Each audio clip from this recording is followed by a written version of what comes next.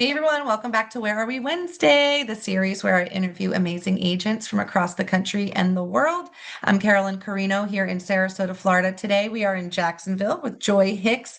Thank you so much for being here, and we would love to hear about yourself. Can you tell us a little bit? Hi, thanks for having me. So, yes, I live here in Jacksonville, Florida, in the northeast part of Florida. My background is actually as an investor. So, I did home remodeling and renovation and house flips, although I don't like the word house. I don't like to be called a flipper. But I did that for 18 years, buying and selling multiple properties. And now I sell real estate here in Jacksonville. Yes, and very well at it, of course. But you've lived there in Jacksonville. What is your favorite place, or what is your favorite thing about living in Jacksonville? So yes, I've lived in Jacksonville for 30 years. That really dates me. I'm sorry. Oh, no. But I have been here a long time. My favorite part about Jacksonville, so I live in the historic area of Jacksonville, which is called San Marco. It's near downtown. And it's one of the best places to live because within Jacksonville is a huge city. If you don't know the landmass wise, it's a huge city. And living in San Marco, you are literally 20 to 30 minutes from anywhere. So I can be at the beach in 20 minutes. We can be on the north side to the airport, down in Mandarin.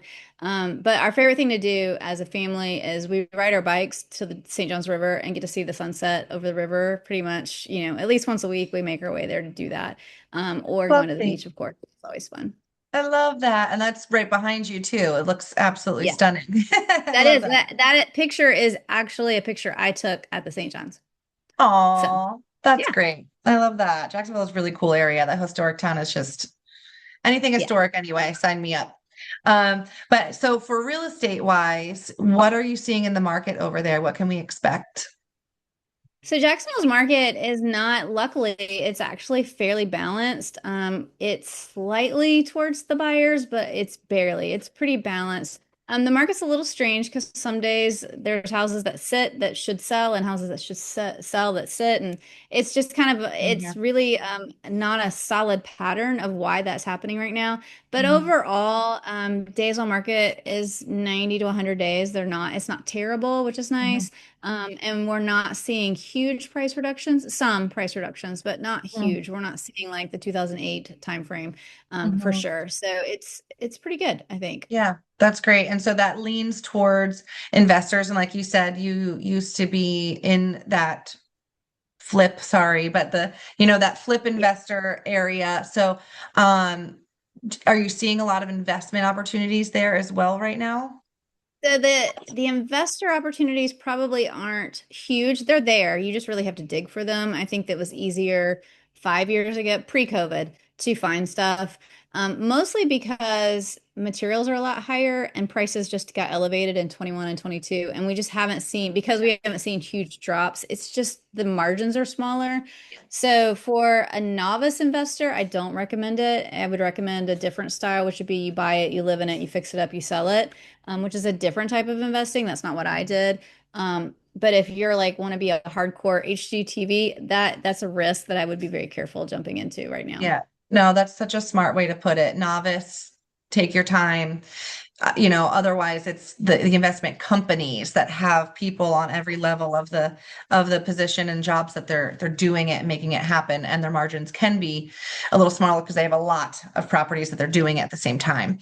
Exactly. Well, one thing that I love about you is that because you have this history of remodeling on your own, when you take listings, when you go interview for listings, tell us a little bit about the strategy that you use to help your sellers get ready for market.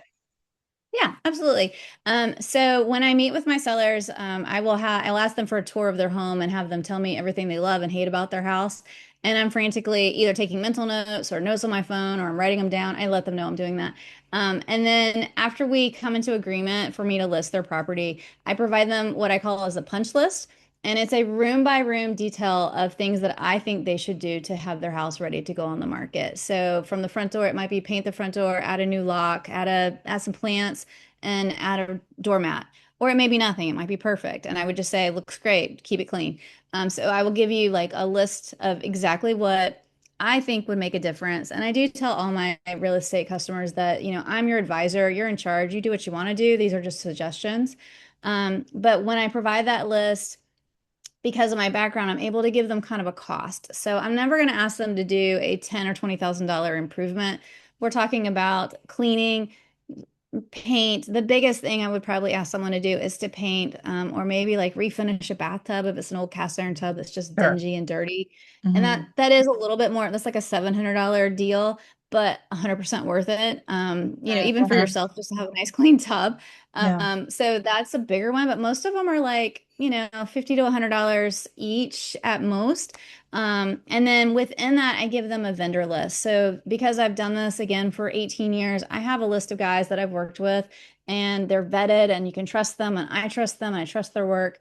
And I provide that vendor list to all of my customers so that they're like, well, that's great. I need to fix that tile, but I don't have a tile guy. Well, here you go. Here's your There tile you guy. go. So Yeah. it's presented to them in a way, and then I go back and meet with them a second time to see what they've done, and we will adjust pricing based on how successful they've been with that list. Yeah. It makes so much sense. You've given me a lot of great ideas too to help my sellers a little bit more with the actual physical list. I think that's really important because we talk about all of those things, but really handing them um, what could really spice it up a little bit is really important, especially in this market because we have a very similar one.